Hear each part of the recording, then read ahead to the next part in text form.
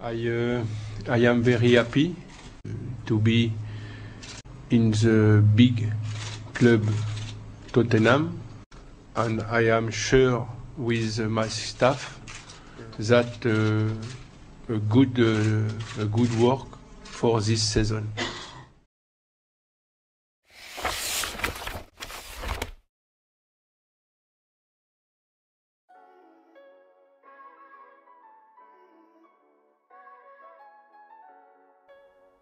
À l'aube de l'Euro 2004, l'équipe de France incarne malgré elle un drôle de paradoxe footballistique. Si l'on se fie uniquement au talent ainsi qu'aux performances individuelles des joueurs qui la composent, elle est sans aucun doute la meilleure nation du tournoi, et peut-être même du monde. Au-delà même de la présence de Zidane, les Henry, Trezeguet, Vieira et autres Lilian Thuram sont autant de joueurs légitimement considérés comme quelques-uns des meilleurs du monde à leur poste. Mais là où il y a paradoxe, c'est que cette même génération de surdoués sort tout juste d'un terrible fiasco, éliminé dès le premier tour du Mondial 2002, sans n'avoir pu marquer le moindre but lors de la compétition.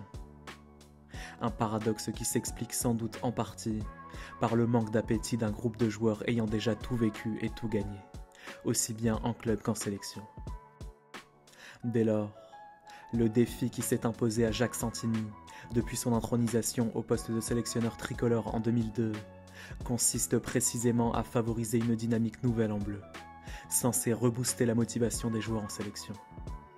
Chose qu'en apparence, il est déjà plus ou moins parvenu à faire, vainqueur notamment de la Coupe des Confédérations 2003 et auteur d'une campagne de qualification quasi parfaite.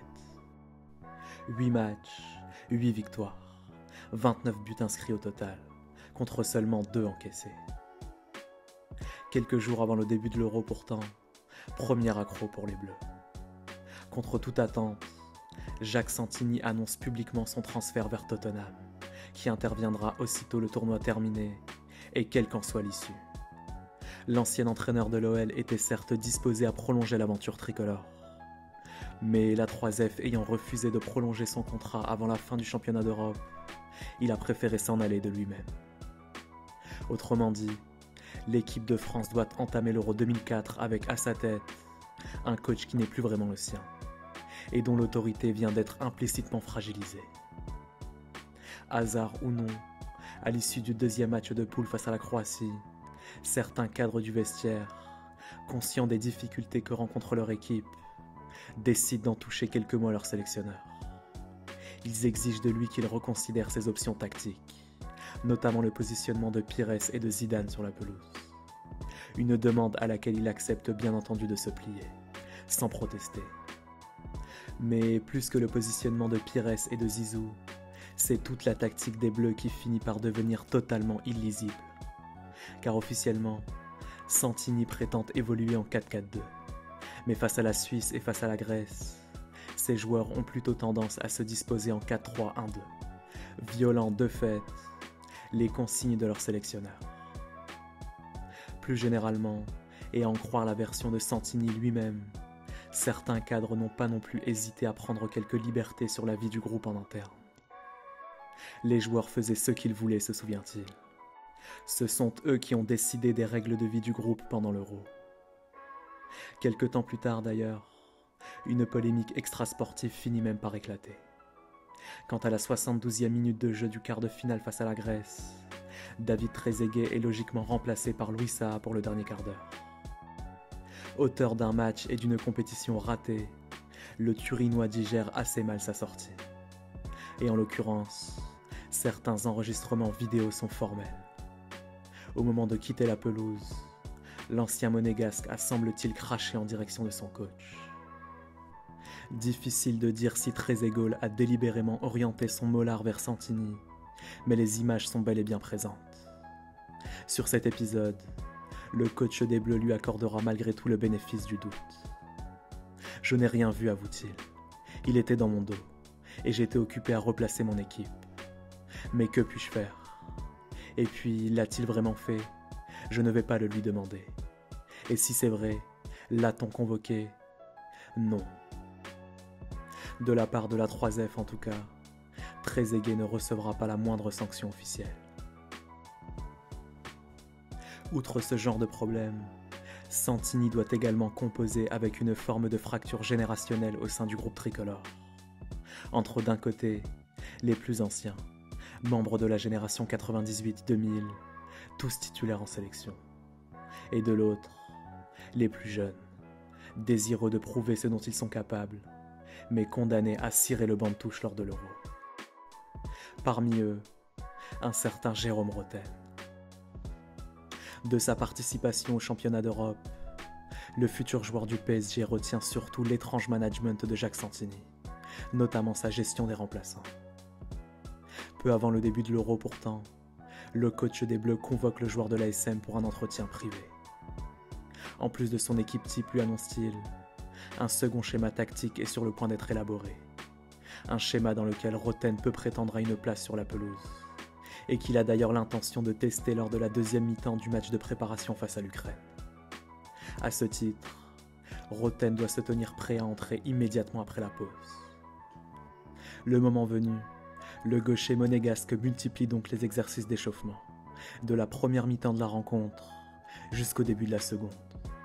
En vain. Depuis le banc de touche, Rotten constate que Santini n'a pas du tout changé son dispositif tactique. Pas plus qu'il ne livrera ensuite la moindre explication à son joueur. Toujours d'après Jérôme Rotten, ce genre de scène ne cessera de se répéter à l'Euro, pour lui et pour bien d'autres remplaçants, au point qu'eux-mêmes ne finissent par s'amuser de la situation. Malgré tout, Jean-Alain Boumsong sera l'un des rares joueurs à exprimer clairement son mécontentement. En guise de réconfort, le défenseur auxerrois ne se verra offrir rien d'autre que les 30 dernières secondes de jeu face à la Suisse, lors du 3e match de poule. S'agissant de Jérôme Rotten, il lui faudra de toute façon attendre le dernier quart d'heure du match face à la Grèce pour faire sa toute première apparition sur la pelouse. Quand il m'appelle, se souvient-il, je suis surpris parce qu'il ne m'a pas calculé de la compétition. Il me regarde et il me dit « Jérôme, c'est toi qui vas nous sortir de là. » Un remplacement de dernière minute qui ne changera de toute façon rien au destin des Bleus, éliminé dès les quarts de finale par le futur vainqueur de la compétition. Au lendemain de l'échec de l'Euro 2004, Jacques Santini sera finalement remplacé par Domenech sur le banc des Bleus. Mais l'arrivée du coach Raymond n'adoucira pas pour autant la rancœur de certains remplaçants, du moins pas celle de tous. Exemple, Grégory Coupet. Début 2005, la sombre affaire du crachat de Fabien Barthez adressé à l'arbitre du match OM Wydad Casablanca rebat les cartes de la hiérarchie au poste de gardien de l'équipe de France. Car en effet, la suspension de 6 mois infligée à Barthez profite logiquement au gardien de l'OL, qui se retrouve enfin propulsé titulaire dans les buts tricolores. Une promotion qu'il doit par ailleurs à ses très bonnes performances en club. L'espace de quelques mois donc, le gardien de but numéro 1 de l'équipe de France se nomme de fait Grégory Coupet. Mais une fois levée la suspension de Barthez, impossible pour Domenech de se dérober. Coupet ou Barthez, il devra trancher. Plus encore dans la perspective du prochain mondial 2006 en Allemagne. Si une place de titulaire en sélection se mérite par les seules performances en club, alors tout porte à croire que Coupet doit être le numéro 1. Une fois de plus champion de France avec l'OL et coutumier des quarts de finale de Ligue des Champions. Mais pour ce qui est de l'expérience internationale et du vécu collectif, force est d'admettre que Barthez se situe loin devant Coupet. Un paramètre que Domenech va bien évidemment devoir prendre en compte avec le retour des anciens, notamment Zinedine Zidane, l'un des amis proches du gardien marseillais. Des anciens qui auraient d'ailleurs eux-mêmes alerté Domenech de leur volonté d'évoluer avec Barthez dans les buts pour la Coupe du Monde. C'est finalement le 11 mai 2006 que Domenech décide d'annoncer la nouvelle à Coupet, derrière les murs d'un Novotel de Lyon. Fabien Barthez, prévient-il, sera le gardien titulaire en Allemagne. Dans l'esprit du gardien lyonnais, seules 2 hypothèses sont susceptibles de justifier un tel choix de la part de son sélectionneur. Petit 1, Domenech a subi le poids des anciens, sans parvenir à s'en défaire. Ou alors petit 2, Barthez aurait littéralement menacé Domenech de ne pas venir en Allemagne, s'il n'était pas titulaire. Malgré tout, Coupé choisit d'accepter son sort, quitte à participer au Mondial 2006 depuis le banc de touche. Le problème, c'est qu'il va vite déchanter face au traitement de faveur dont bénéficie Barthez par rapport à lui. Lors du stage de préparation à Tignes par exemple, le gardien marseillais préfère délibérément abandonner l'ascension du glacier de la Grande Motte en raison d'une mystérieuse douleur au mollet. Une bonne nouvelle pour Coupé, peut-être bien, à voir. Une fois l'ascension réalisée en tout cas, il est prévu que tous les joueurs rejoignent un refuge pour décompresser et pour débriefer la journée. Mais une fois sur place, quand il apprend avec stupeur la présence de Barthez, visiblement en pleine forme, Greg Coupé n'en croit pas ses yeux. Après avoir enchaîné les canettes de bière, il vide alors son sac auprès de Domenech et de Bruno Martini, l'entraîneur des gardiens.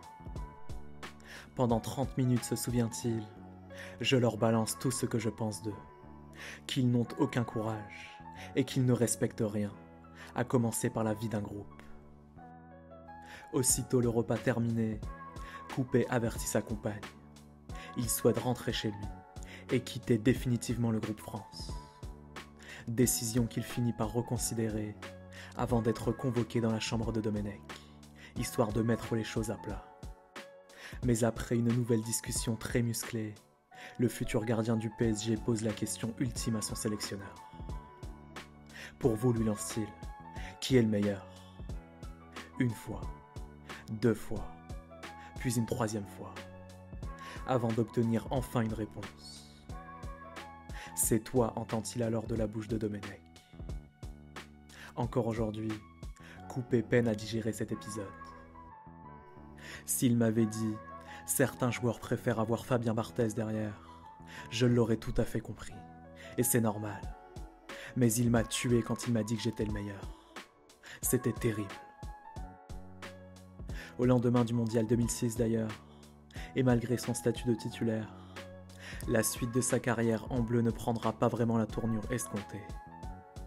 Seul point commun avec Barthez, elle s'achèvera elle aussi un soir de France-Italie perdu, en finale du Mondial 2006 pour l'un, en match de poule de l'Euro 2008 pour l'autre.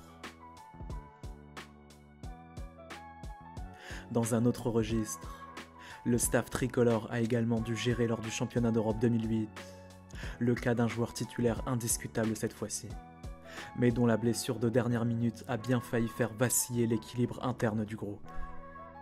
En l'occurrence, Patrick Vieira. À la fin du mois de juin 2008 en effet, Pat se plaint subitement d'une douleur à la cuisse lors d'un rassemblement en bleu. Une de plus pour le joueur de Serie A, auteur cette année-là d'une saison en dents de scie avec l'Inter. Les résultats de son IRM sont d'ailleurs catégoriques. Lésion musculaire avec saignement, ce qui équivaut à une indisponibilité de 3 semaines. Dans le meilleur des cas, Vieira disputera donc un éventuel quart de finale, et rien d'autre. Pourtant, l'ancien joueur d'Arsenal veut absolument jouer la phase de poule. Il le confie à ses partenaires, notamment Willy Sagnol. Or, ce dernier pense avoir la solution. Elle se nomme Müller-Wohlfahrt, qui n'est nul autre que le médecin du Bayern Munich, le club où il évolue. Au bout du fil, le doc allemand explique alors aussitôt à Sagnol que pour résorber la blessure de Vieira, une injection d'actovégin peut suffire, un médicament à base de sang de veau déprotéiné.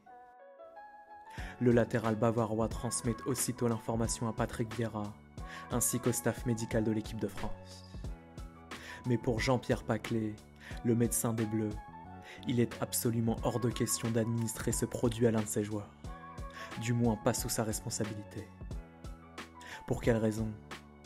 D'abord parce que, même s'il ne s'agit pas d'un produit dopant, son utilisation est strictement interdite sur le territoire français, et ce depuis 1992. Et ensuite parce qu'après s'être renseigné auprès de collègues spécialistes, notamment le professeur Gérard Saillant, ancien chirurgien personnel de Ronaldo, Paclet refuse d'assumer les éventuelles conséquences négatives que pourrait avoir l'actovégin sur la santé de Patrick Vieira. Après concertation, Domenech et Escalette finissent par se ranger derrière l'avis de leur médecin.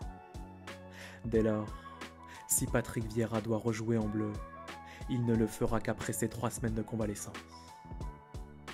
Or, la question consiste désormais à savoir si Domenech doit renvoyer le milieu tricolore chez lui, ou au contraire, l'emmener à l'Euro malgré sa blessure, en pariant sur une guérison miracle. Aussitôt, le médecin des Bleus prévient son sélectionneur. Inutile d'espérer, Patrick Vieira ne sera pas remis avant 3 semaines minimum. Et dans cette configuration, ajoute-t-il, il ne sert strictement à rien de le convoquer. Dans la foulée, Domenech annonce malgré tout au staff médical que Vieira participera à l'Euro, même depuis le banc de touche. Et ce, tout simplement parce que le joueur de l'Inter en a envie. Ou, pour le dire plus précisément, parce que Domenech ne jouit pas d'une autorité suffisante pour se permettre d'écarter volontairement l'un des cadres de son vestiaire. Bien des années plus tard, le sélectionneur tricolore avouera lui-même regretter cette décision, dans la mesure où la situation délicate de Vieira lors du tournoi aura fait couler beaucoup d'encre dans les médias, en plus de générer des tensions inutiles en interne. Quoi qu'il en soit, face à la presse lors de la compète, Domenech est bien entendu contraint de s'expliquer sur l'absence de Vieira en match, alors même que ce dernier est présent parmi le groupe tricolore. Ce qu'il justifie en pointant du doigt le travail de son staff médical, plaçant ainsi le docteur Paclé dans une très mauvaise posture, contraint d'assumer aux yeux de tous le rôle du mauvais médecin. Secret médical oblige, le docteur des Bleus doit bien entendu s'en tenir au silence, sans pouvoir livrer sa version des faits. Interrogé sur le sujet, Vieira en vient lui aussi à remettre en cause le travail du staff médical, sous-entendant que sa blessure n'a pas été traitée comme il se doit. Dès le mois d'août 2008 en tout cas, Jean-Pierre Paclé reçoit de la part de la 3F une lettre de licenciement, pendant que Raymond Domenech, lui, continue l'aventure en bleu. Mais quand elles n'interviennent pas entre joueurs et entraîneurs, les embrouilles de vestiaire peuvent directement survenir entre joueurs d'un même club, et bien souvent, pour des motifs qui n'ont pas grand-chose à voir avec le ballon rond. Lors de la Coupe du Monde 82 par exemple, l'équipe de France de Michel Hidalgo débarque en Espagne avec un groupe de joueurs très talentueux. Parmi eux, Manuel Amoros, Alain Giresse, Jean Tigana ou encore Dominique Rocheteau. Une génération extraordinaire, emmenée par un joueur qui l'est tout autant, en la personne d'un certain Michel Platini, capitaine, meneur de jeu et titulaire indiscutable du 11 tricolore. Dans cette génération pourtant, le nom d'un joueur est plus ou moins passé aux oubliettes de l'histoire du football français, celui de Jean-François Larios. Milieu de terrain de l'AS Saint-Étienne, il est longtemps considéré comme l'un des meilleurs joueurs de sa génération, doté d'un physique de buffle et d'une excellente technique de balle. Au début des années 80, le Real Madrid envisage même de le recruter. Dans l'optique du Mondial 82, il pourrait bien rendre de précieux services à Michel Hidalgo. Mais en dehors de 2 apparitions face à l'Angleterre en poule et face à la Pologne en petite finale, Larios disparaît peu à peu de la circulation. Et pour cause. En coulisses, Michel Platini sait tout de la liaison clandestine que son coéquipier en club entretient avec Christelle, la compagne du futur joueur de la Juve. Et il compte bien le lui faire payer. Larios se souvient. J'étais devenu tricard. C'est Platini qui décidait de qui joue et de qui ne joue pas en équipe de France. Je le savais. Pour l'anecdote, lors de la demi-finale face à l'Allemagne, Hidalgo choisit même de faire entrer un défenseur central, Patrick Battiston, en lieu et place de Bernard Gengeni dans l'entrejeu, plutôt qu'un véritable milieu de terrain comme aurait pu l'être Jean-François Larios. Et même chose suite à l'attentat d'Harald Schumacher. Grièvement blessé par le gardien allemand, Battiston est finalement remplacé par le Stéphanois Christian Lopez, défenseur central là encore. Bien conscient qu'il n'aura plus jamais sa chance en bleu tant que Platini en sera le capitaine, Larios décide aussitôt le Mondial 82 terminé, d'arrêter bonnement et simplement sa carrière internationale, à tout juste 26 ans. Le début d'une longue et difficile descente aux enfers pour lui, et d'une fin de carrière plus que décevante, compte tenu de ses qualités. À partir de cet instant, nombreux sont les journalistes, les personnalités publiques et autres anciens collègues de vestiaire à se ranger du côté de Platini, quitte à fermer les yeux sur leur amitié passée avec Jean-François Larios. À ce propos, l'ancien joueur de la SSE a au moins le mérite d'être lucide. J'ai osé toucher à l'icône Platini, avouera-t-il, et je suis devenu un paria. La carrière brisée.